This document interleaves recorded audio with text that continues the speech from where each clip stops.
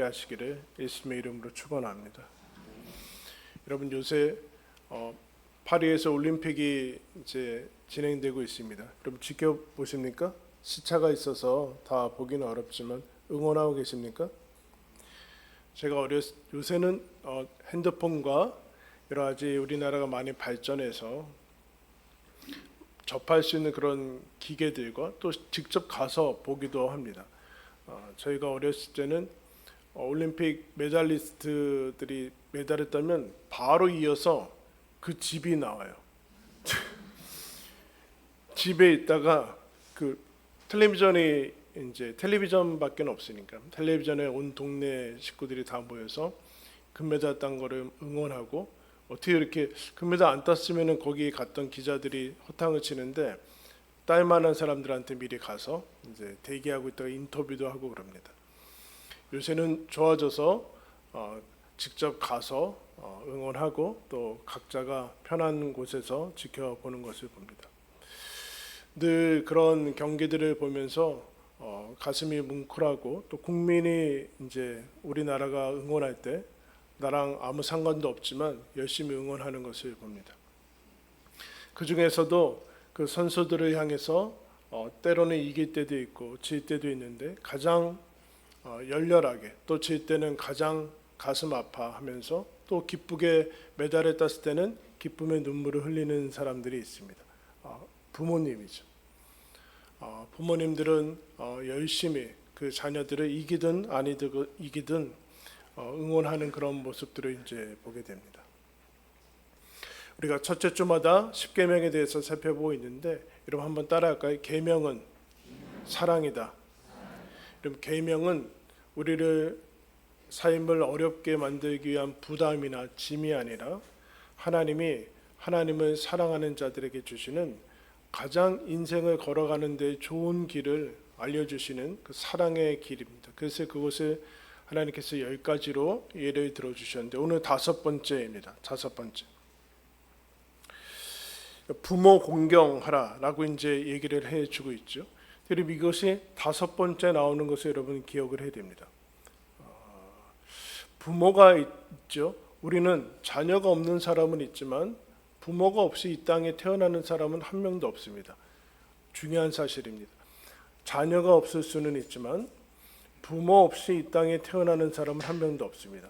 부모도 남녀 2명이 꼭 필요합니다. 혼자서 애를 낳을 수 있는 것은 의학기술이 발달해서 그런 거지, 그러나 혼자 낳을 수 있는 것은 아닙니다. 부모가 있다라는 얘기는 우리 대부분의 내 존재뿐만 아니라 대부분의 모든 것을 내가 만들지 않았다라는 것을 의미하고 있습니다.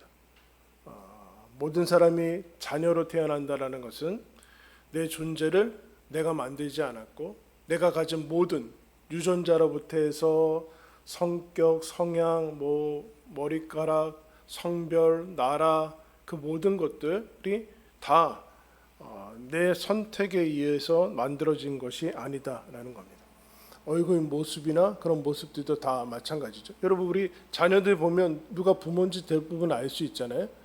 그 얘기는 대부분의 것들을 우리는 부모님으로부터 여러분 삶의 모습들을 봤습니다. 여러분 묻겠습니다. 마음에 드십니까? 드시지 않습니까? 이게 그래서 부모 공경이라는 것, 부모에 대한 부분들을 처음에 나올 때 어떤 게 중요한 것인가?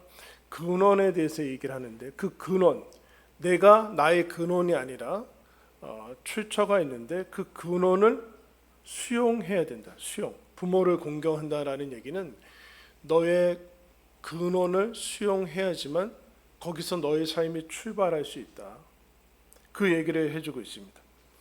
그러면 부모로부터 왔지만 사실은 부모도 정한 것은 아니죠. 부모가 자녀를 이렇게 만들겠다 해서 정한 것도 아니고, 나 역시 마찬가지로 그렇게 되는 건데, 거기에 우리는 이 부모로부터 많은 것들을 이제 주어지는데 그것을 우리는 조건이라고 합니다. 조건.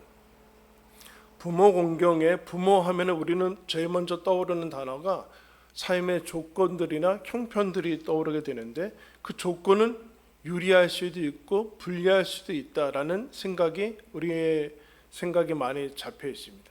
그런데 하나님은 그것을 조건이라고 하지 않고 부르심이다, 보내심이다라고 얘기합니다. 보내신다.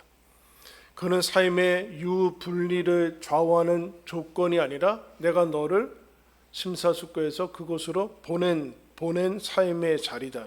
그러므로 그것은 고유하고 독특한 너의 자산이다. 그런데 여러분, 우리는 여기서 세상에 살면서 이것이 나한테 득이 되는지 불리한지 좋은지 안 좋은지를 잘 따지게 되는 것을 봅니다. 그러나 그 보내신 삶의 자리를 잘 파악을 하고 수용을 해야지만 거기서 여러분 내 꿈과 비전들이 발견이 되는 것을 보게 됩니다. 더 나아가서 이 수용이 되지 않으면 정체성의 시작이 되지 않아요. 쉽게 얘기하면 뭐냐면은 이 수용을 하지 않으면 자기 거부로 이어집니다. 자기 거부. 내가 나인데 내가 싫으니까, 내가 싫은 게 아니라 사실은 내 삶에 주어진 삶의 조건과 이런 외부적인 환경이 싫으니까 거기에 속한 내가 싫은 거죠. 그러면 나로부터 아무것도 시작이 되지 않습니다. 계속 나와는 분리되어서 살아가게 돼요. 거짓자로 살아가게 된다는. 그럼 거기서 얻어지는 것들은 다 어려운 일들이, 또 외부적인 일들, 또 외부에서 계속해서 자기 자신을 찾으려고 하는 비정상적인 모습들이 나타나는 것을 봅니다. 고통의 문제라는 책에서 기독교에서 알려진 기독교 심리학자고 정신의학자 폴 트로이라는 사람이 이런 얘기를 해요. 세상에 위대한 그리고 가장 많은 영향력을 끼친 사람들은 다 가정에서 편모, 편부, 그리고 고아 아니면 일찍 부모님들이 돌아가신 분들이 많다. 그렇게 얘기합니다. 일찍 가야 될까요, 그러면? 그 얘기하는 것이 아니죠. 우리가 가장 어떤 일들이 안 되거나 또 어떤 우리가 생각할 때 실패 그런 거 있을 때 우리는 어떻게 생각하냐면 내가 조건이 좋지 않았다. 우리 부모님이 이래서 다른 부모님에게서 얻을 수 없는 것들을 나는 얻지 못했다. 이렇게 가는데 아니다라는, 그거 아니다. 이러면 성경을 더 볼까요? 성경에서 여러분 우리 출애굽기 보고 있는데 출애굽의 역사를 일으킨 사람이 여러분 하나님께서 누구를 부르십니까? 모세입니다. 나라가 없어서 여러분 버려지죠. 더 이상 키울 수 없어서 버려집니다. 엄마 아빠 없이 애굽에서 자라게 됩니다. 그럼 모세라는 사람이 여러분 결격 살고 여러분 역기능적인 가정에서 자란 거 아닙니까? 우리는 자꾸 무슨 역기능적인 가정, 정상적이지 않은 가정 이렇게 탓을 하게 되는데 하나님이 모세라는 사람을 여러분 거기에서 키우게 됩니다. 자기의 엄마 아빠 없이 키우게 되죠. 잠깐 엄마가 유모의 역할을 하지만 여러분 요셉을 볼까요? 요셉은 어떻게 됩니까? 팔려갑니다. 엄마가 여러분 일찍 죽습니다. 동생 낳다가 라헬이 일찍 가잖아요. 아빠도 많은 그 상황 속에서 더 이상 돌봄을 받지 못하고 죽게 되는 것을 봅니다. 가정은, 부모는 조건이 아니다. 여러분 예수님이 그래서 어디에 태어나십니까? 요셉이 없잖아요. 요셉이 언제 갔는지는 모르지만 일찍 가서 소년 가장으로 가정을 부양하는 예수님의 모습을 봅니다. 그럼 여기에서 우리는 큰 이런 기억을 해야 됩니다. 예수님이 왕자로 태어나지 않습니다. 근데 하나님께서 가장 완벽하게 인생을 산 사람은 누구냐? 예수라고 얘기하고 있는데 우리는 여기에 자꾸 무시하는 것 같아요. 더 좋은 환경? 여러분 더 좋은 환경과 조건들은 우리가 열심과 책임을 다해서 해줄 일이 필요하죠. 그러나 거기에서 좋은 것이 나온다라고 생각하면 오류입니다. 왜요? 에덴 동산에서 타락합니다. 가장 좋은 환경에서, 완벽한 환경에서 사람은 타락을 합니다. 가장 해골, 무더기, 무덤에서 부활이 일어납니다. 즉 여러분 환경과 조건은 무시할 수 없지만 그러나 그것이 가장 결정적인 것은 아니다라는 것이죠. 거기에 여러분 부모가 포함됩니다. 그러므로 이것을 먼저 수용을 해야 된다. 수용을 해야지만 하나님이 나를 나를 만드셨구나. 그래서 여러분 시편 139편 13절에 이렇게 얘기합니다. 주께서 내 내장을 지으시며 나의 모태에서 나를 만드셨나이다. 하나님이 여러분 나의 엄마의 모태에서 하나님이 만드셨대요. 시간이 지나서 점점 세포가 분열해서 저절로 만들어지는 것이 아니라 하나님께서 엄마의 그 태 안에서 하나님이 만드셨다. 그렇게 얘기를. 그러면서 내가 주께 감사하옴은 나를 지으심이 심히 기묘하심이라. 여러분, 이 수용이 되지 않으면 신세 타령이나 운명 탓을 하게 되고, 아니면 자포자기, 그리고 아니면 반대로 나태와 안주에 빠지게 됩니다. 왜요? 모든 것이 갖춰졌으니까 더 이상 불편함이 없는, 그래서 그걸 뭐라 그런가? 결핍이 없는 결핍. 결핍이 없어서 결핍을 몰라요. 그러면 인간도 만들어지지 않고 어떤 동기도 만들어지지 않는 것을 봅니다. 신세 타령이나 운명론이나 아니면 안주하고 나태에 빠지지 않는 이 수용의 길에서 부모를 공경하는 것이 첫 번째 수용을 해야 된다. 그럼 수용하는 것으로 되는가? 아까 뭐라 그래요? 주님께서 나를 내 모태에서 만드셨습니다 라고 하면서 감사하는 것을 보게 돼요. 감사. 그러면 삶의 깊은 차원을 보는 거죠. 드디어 이 모든 것이 내가 스스로 만든 것은 아닌데 하나님이 선하신 하나님이 나를 선하게 만드셨을 뿐만 아니라 나를 사랑하셔서 이곳으로 보내셨고, 이곳에서 모든 것이 다 좋고 내 마음에 드는 것은 아니지만 그러나 하나님이 살아계시고 여기에 나와 함께하고 계신다 라는 이 수용을 넘어서서 깊은 안목을 가진 것, 즉 모든 것은 선물이다. 여기서 감사하는 것이 나오죠. 그래서 여러분, 부모 공경의 내면의 마음은 무엇인가? 감사하는 겁니다. 감사. 다 잘해준다는 얘기는 아니죠.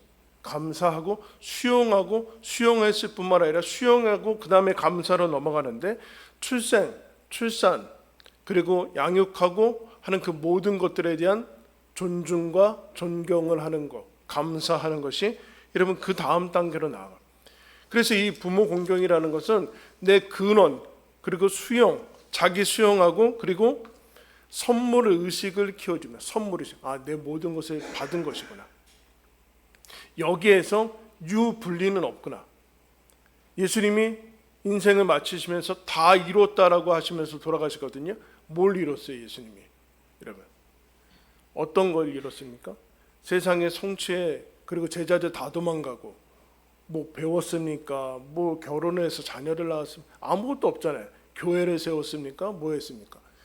근데 예수님은 다 이뤘다라고 하고 있어요. 즉 무슨 얘기인가? 인생의 성취, 우리는 출발선을 부모로 잡고 있어요. 맞아요. 근데 이 출발선을 잡아서 마치 1등이 된다던가. 그래서 여러분, 이 10계명 10가지 사랑의 이 길에서 하나님이 우리들한테 뭐라고 얘기하십니까? 너 금메달 따라, 1등 해라, 최고의 성공자가 되라, 아니면 자산 100억 1000억 이상이 되라, 그래야지만 선착순으로서 천국에 들어가는, 그런 얘기가 하나도 없어요. 여러분, 왜 여기에 주목을 하고 있지 않죠? 여기가 가장 사랑의 길이고 행복의 길인데 여기에 주목하지 않고 엉뚱한 길로 가니까 우리는 거기서 만나게 되는 온갖 불행을 만나게 되는 것을 봅니다. 즉 너희들은 부모를 공경하라는 얘기는 유분리나 조건이나 선택과 아니면 출발의 차이에 따라서 인생이 달라진다, 겉모습의 차이지 하나님의 차이는 아니에요. 하나님의 평가의 차이는 이루어지지 않는다. 왜요? 하나님이 거기에 보내셨거든요. 하나님이 거기에 보내셨는데 하나님이 보낸 것 자체로 평가하지 않겠다는, 즉 부모 공경은 부모 공경하고 수용하고 감사할 때만이 비교와 경쟁에서 벗어날 수 있습니다. 왜요? 저 부모 밑에서 사는 저 사람처럼 나는 살 필요가 없다는 얘기예요. 비교와 경쟁할 필요가 없는 거죠. 여러분, 파리올림픽 어떤 종목에서 응원하고 계세요? 우리나라는 역시 이제 세밀한 것을 잘하는 것 같아요. 사격, 양궁, 펜싱, 그리고 여자분들이 좀 더 우리나라는 잘하는 것 같아요. 그죠? 그런 것들을 하는데 여러분 펜싱 선수가 양궁 선수가 사격 선수랑 경쟁합니까? 네? 수영 선수가 달리기 선수랑 경쟁합니까? 그렇지 않죠. 전혀 다른 거 아닙니까? 다른 거? 근데 우리는 인생의 한두 가지 목표를 사회에서 세상에서 정한 것에 그냥 아무 생각 없이 달려가느냐고 서로 경쟁하고 비교하다 보면 어떻게 해요? 당연히 엉뚱한 조건과 여기에서 조건에 갖추지 못하게 된 원인을 세상 탓을 하기 그렇고 부모 탓을 하던가 아니면 자기 탓을 하는 것으로 엉뚱한 곳으로 빠져나가는 것을 봅니다. 그래서 그런 생각을 해요, 여러분. 왜 하나님께서 재벌 한두 명 정해서 거기에서 다 태어나게 하시면 되잖아요. 왜 부모를 다 주시는 거예요? 너무 많은. 그냥 한두 명만 딱 유전자 제일 뭐 좋은 사람 내서 거기에서 모든 자녀가 태어나게 하시면 될 것 같아요. 근데 여러분 왜 이렇게 안 하셨을까요?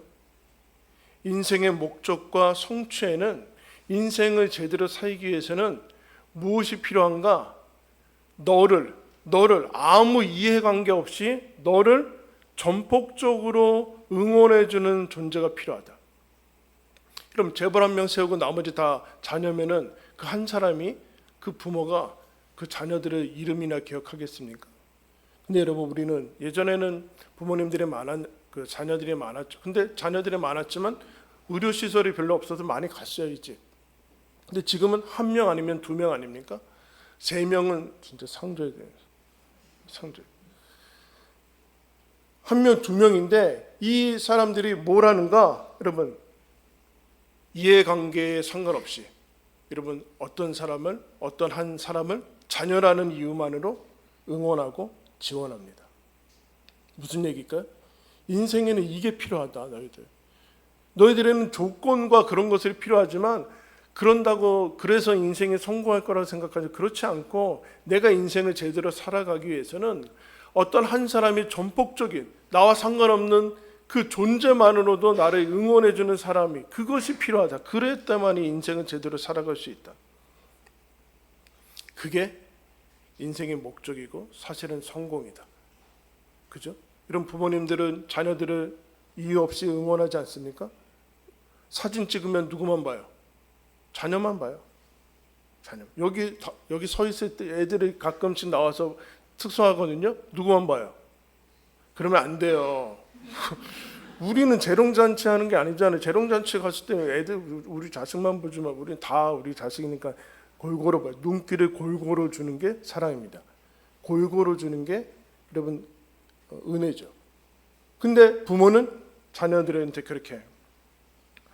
예수님이 하나님의 사랑을 받아 아무도 다 떠난 상태, 십자가에서 다 떠난 상태에서도 하나님마저 왜 나를 버리십니까? 라는 그 자리에서도 하나님 아버지의 사랑을 신뢰하며 하나님의 사명을 받들고 갑니다. 하나님이 보내신 이스라엘의 그 자리, 십자가의 그 자리를 묵묵히 받아서 구원을 이루는 것을 봅니다. 너희들도 다 이뤘다라고 얘기하는 자리로 초대를 받았다. 거기가 너희 부모를 공경하는 자리다. 부모란 출생한 다음에 제일 먼저 만나게 되는 인간관계입니다. 그죠? 첫 단추나 마찬가지입니다. 자녀로 태어납니다. 부모로 태어나지 않고 모든 사람은 자녀로 태어납니다. 즉 근원을 향한 공경, 존중, 이것이 인간관계의 핵심이다. 인간관계의 핵심입니다. 여러분 우리가 인간관계를 하면서 상처를 제일 많이 받는데 그죠? 인간관계에서 상처를 받기 위해서는 가까운 친밀감의 거리가 있어야 돼요. 친밀할 때만이 상처를 받아요. 근데 여러분 그 사이에서 왜 상처를 받습니까? 예의를 지키지 않아서 그래요. 말을 막 해서 그렇고 막 대해서 그래요. 사물처럼 대해서 그래요. 물건처럼 대해서 그렇죠. 나를 기능으로 자꾸 대해서 그래요. 그러면 상처를 받아요. 기능으로 대하는 건 뭐예요? 사회에서 얘기하는 1등급 되던가 아니면 뭐 효율가 너무 뭐 이렇게 그런 것들이 되는 거죠. 그런데 하나님께서 뭐라고 그래요?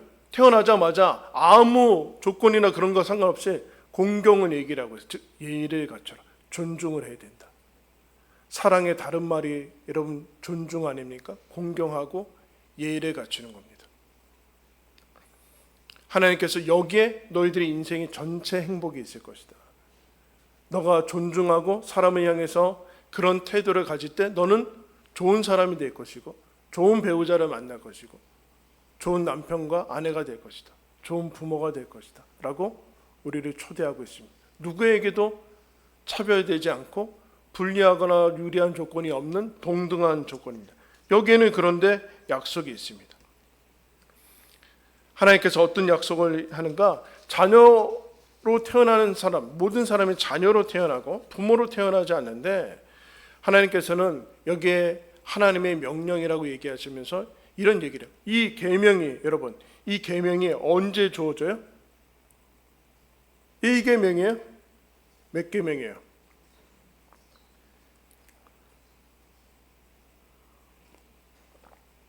5계명이죠. 5계명. 무슨 얘기예요? 1계명, 너는 나 외에 다른 신을 두지 말라. 2계명, 우상을 만들지 마라. 3계명, 여호와 이름을 망령되이 일컫지 마라. 4계명, 안식일을 지켜 거룩하게 지켜라. 5계명, 내 부모를 공경하라. 한번 따라했습니다. 부모는 하나님이 아니다. 부모는 신이 아니에요. 근데 신처럼 해달라고 자꾸 졸라요. 그리고 요새는 이게 역전돼서 부모가 하나님처럼 되려고 그래요. 자녀들한테 하나님처럼 되려고 그러고 있어요. 아마 요새 우리나라에 왔으면 하나님이 다르게 줬을 수도 있어요. 자녀를 우상으로 섬기고 부모를 우상으로 섬기는 게 뭐냐? 부모한테 하나님에게서만 하나님이 줄 수 있는 것에 달라고 하는 게 하나님처럼 대하는 거예요. 그러나 부모는 하나님이 아니에요. 부모는 우리를 사랑하지만 우리를 구원할 수는 없어요. 부모는 우리를 사랑하지만 우리의 모든 것과 같이 갈 수는 없어요. 부모는 하나님이 아니에요. 부모님들은 자녀를 사랑하지만 자녀의 마음에 무슨 생각을 하는지 어떤 고민이 있는지 몰라요. 하나님 노릇 하려고 하지 마세요. 신앙을 줄 수 있다라고 생각하지도 마세요. 그러나 그 자리에는 데리고 와야 돼요. 그러니까 하나님 되려고도 말고 하나님 되달라고 졸라도 안 돼요. 하나님만이 하나님이시다. 여기에서 우리는 중요한 차원이 나옵니다. 부모를 공경하라는 것은 부모가 다 마음에 든다던가 아니면 부모가 나한테 다 잘해준다는 그 얘기 아닙니다. 여기서는 아주 특별한 상황들, 어려운 상황들을 얘기를 하지 않습니다. 뭐 폭력적인 상황이나 그런 걸 얘기하는 것이 아닙니다. 공경 안에는 어떤 것이 들어가는가? 한번 따라했습니다. 내 부모를 이해하라. 뭘 이해할까요? 우리 부모도 하나님이 필요한 하나님의 구원이 필요한 연약한 인간이라는 것을 이해해야 합니다. 그럴 때만이 여러분 이 공경을 할 수 있어요. 즉 공경 안에는 부모를 용서해야 돼요. 그럼 부모님들이 자녀들 잘못할 때 용서하고 그러지 않습니까? 마찬가지로 자녀들은 부모를 용서해야 돼요. 어떻게 해요? 하나님이 아닌 것을 용서해야 돼요. 하나님처럼 해줄 수 없는 것을 용서해야 돼요. 저분들은 하나님이 필요한 하나님의 자녀인데 전폭적으로 나를 사랑해주는, 그런데 여러분 마음처럼 되지 않아요. 여러분들을 살면서 알잖아요. 인생이 마음처럼 돼요? 우리 자녀들 마음처럼 공부가 돼? 제가 고3 때 대학 학력고사 봤는데 저는 수능은 뭔지 몰라요. 한 며칠 안 남았는데 계산하면 한 만점 나오는 거예요. 이렇게 공부하면 만점이 나올 것 같아요. 그러나 뭐 만점이에요. 시험 보면 만점 안 나오잖아요. 소원과 현실의 차이가 있습니다. 여러분, 우리는 부모님들은 자녀를 사랑하고 자녀들도 부모를 공경하려고 하지만 잘 안 됩니다. 분노가 일어나고 자기 자신의 자기가 인간으로 살아나가는 이 현실의 마음과 현실의 차이, 그리고 사랑의 실력이 이게 좀처럼 자라나가질 않아요. 실력이 자라나가질 않아요. 조금씩 자라나요. 여기를 이해를 해야 돼요.